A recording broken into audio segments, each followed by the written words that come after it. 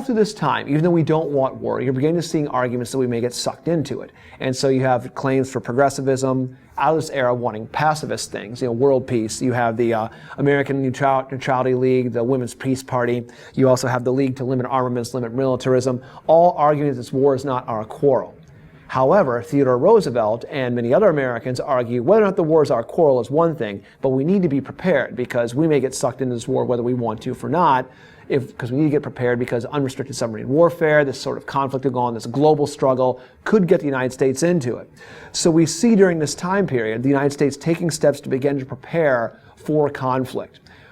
Congress authorized the Navy bill to create the construction of more naval vessels than we'd ever had to modernize the fleet. The National Defense Act of 1916 increases the Army and also federalizes the National Guard. The old militias get turned into what you now know. The old state militias get turned into what you now know and reference as the National Guard, ultimately as part of the War Department. Later on, we call it the Department of Defense.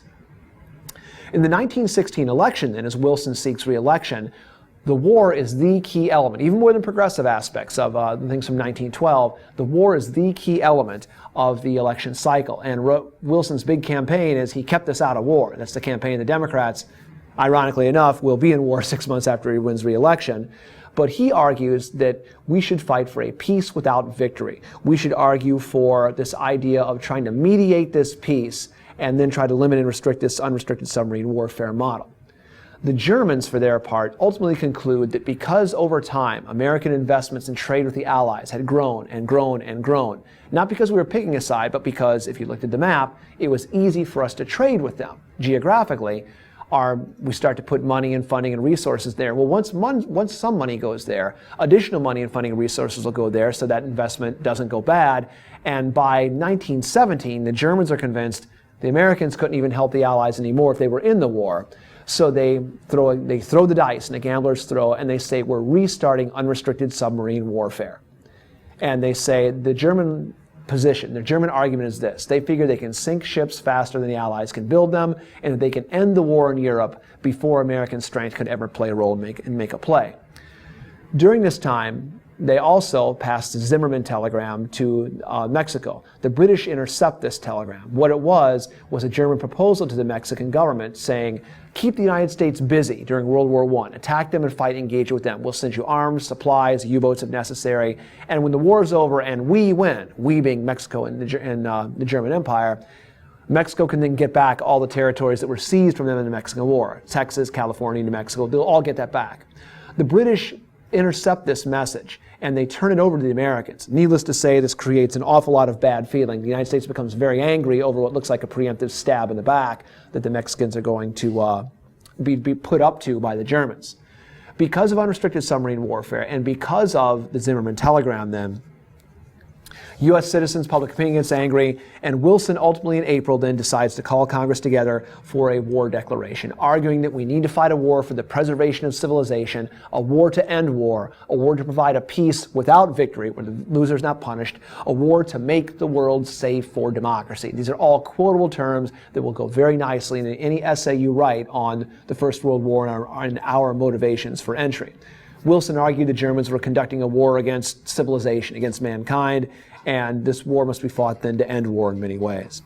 So then the United States has to mobilize, and despite the preparedness campaign, we were still far short of what we needed. We had an army of a couple 100,000, we needed to raise an army of a couple million. And so to do so, for the first time since the Civil War, conscription, a draft takes place. The Selective Service Act of 1917 is established, drafting or having eligible all men registering between 21 and 30.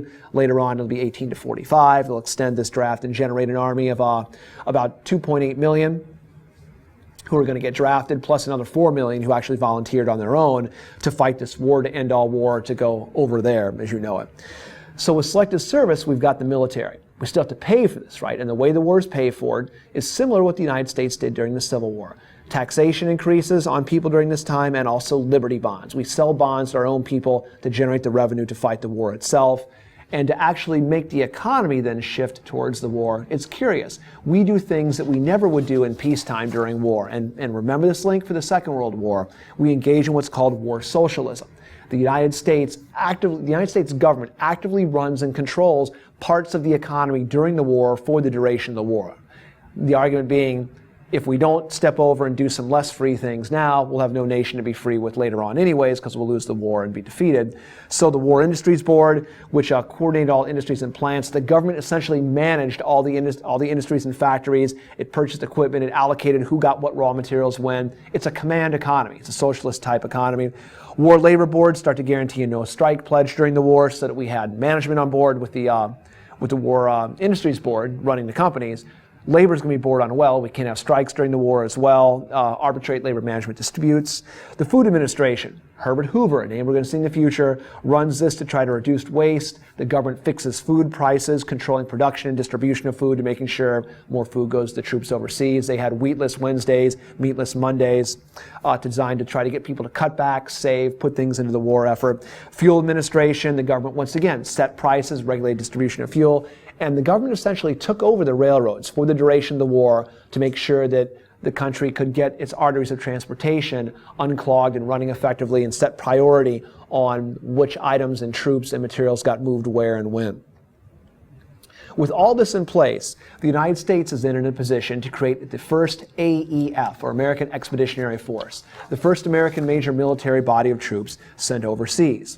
And being sent overseas, to fight the U-boat system, the convoy system was used as troop ships and freighters were then sent with forces of military naval units surrounding them, so that U-boats or submarines would have to fight their way through a military screen.